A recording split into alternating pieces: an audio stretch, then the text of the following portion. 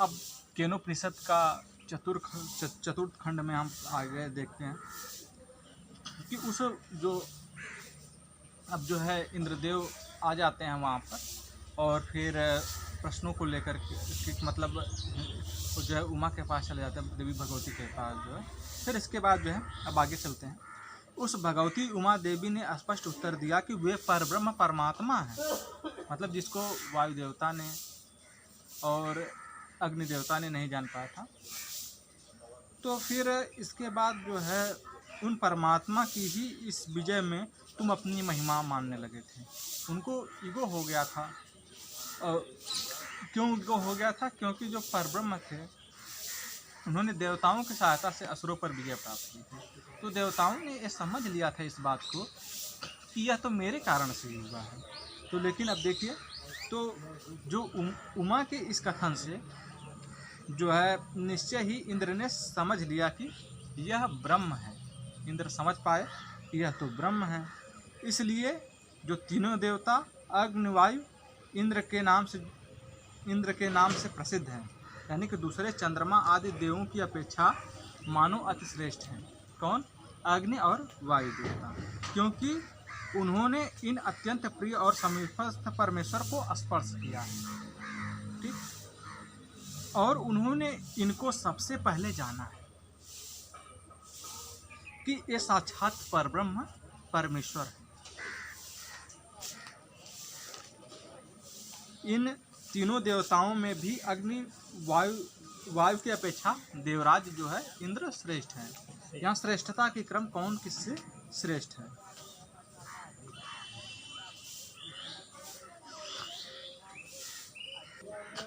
तो अग्नि और वायु देवता की अपेक्षा इंद्र श्रेष्ठ हैं, क्योंकि उन्होंने अत्यंत प्रिय और समीपस्थ परमेश्वर को जो है उमा देवी से सुनकर सबसे पहले मन के द्वारा स्पर्श किया।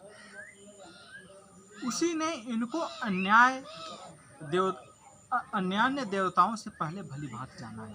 अन्य देवताओं की अपेक्षा इंद्र ने भली भांति उसको जाना है। ये साक्षात परब्रह्म पुरुषोत्तम है। अब जो है, अब देखिए, अब आगे जो है ब्रह्म तत्व को अधिदैविक दृष्टांत के द्वारा संकेत से समझाते हैं।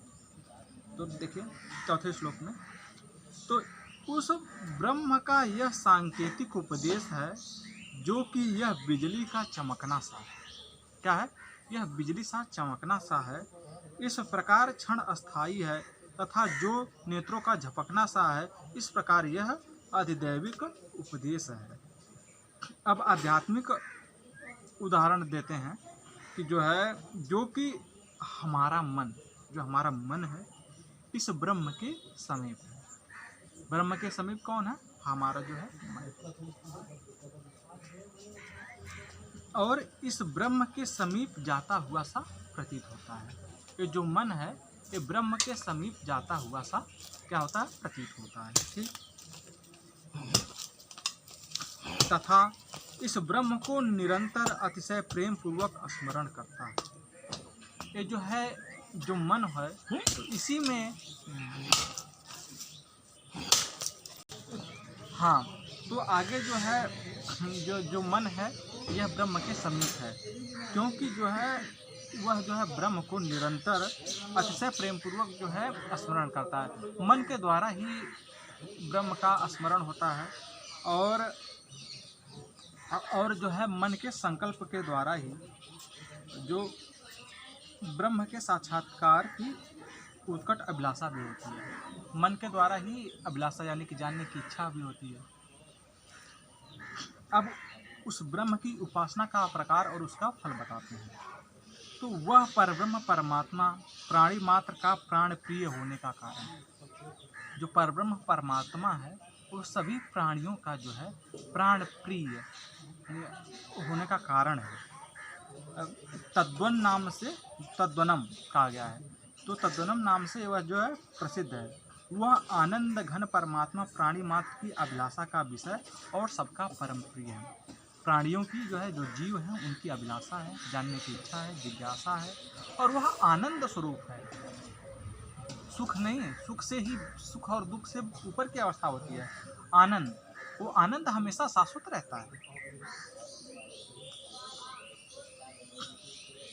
इस भाव से उसकी उपासना करनी चाहिए।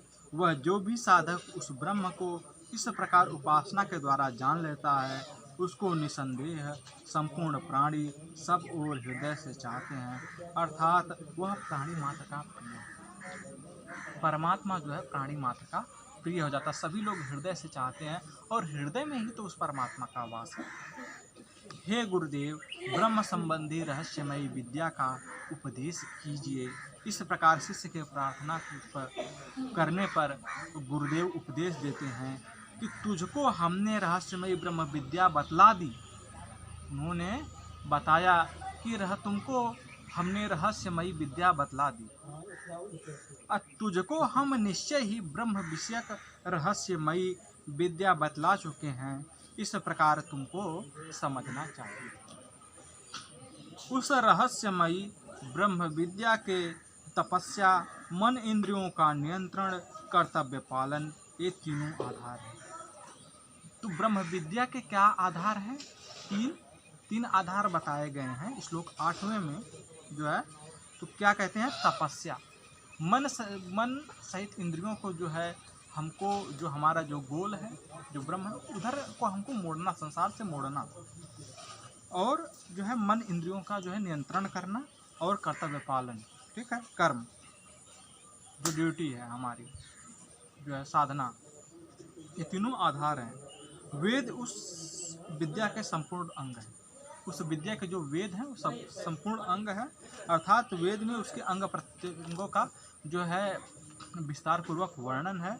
सत्य स्वरूप परमेश्वर उसका अधिष्ठान प्राप्तव्य है।